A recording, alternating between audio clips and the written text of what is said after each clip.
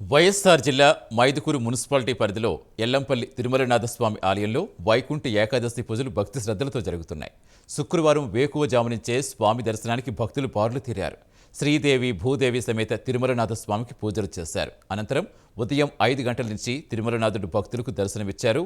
ఉత్తర ద్వార దర్శనం చేసుకున్న వారికి అర్చకులు తీర్థ ప్రసాదాలు అందజేశారు.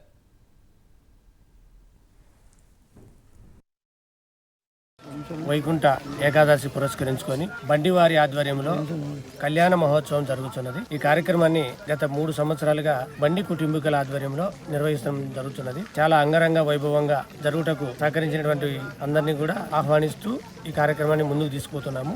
గుడి విశిష్టతకు సంబంధించి 1501లో శ్రీకృష్ణదేవరాయలు స్థాపించినటువంటి విగ్రహ ప్రతిష్ట కార్యక్రమం ఇది. అప్పటి నుంచి 1501లో అల్లసాని పెద్దన అష్టదిగ్గజాలలో ఒకటైనటువంటి అల్లసాని పెద్దన వారి యొక్క సారథ్యంలో ఈ గ్రామం ఉండడం జరిగినప్పుడు వారి కింద కప్పం కడుతూ పెద్దన్నపాడు అనేటువంటి గ్రామం పేరు మీద ఉంటూ కాలాంతరమున ఇది పెద్దనపాడు నెమ్మదిగా పేర్నపాడుగా రూపాంతరం చెందింది.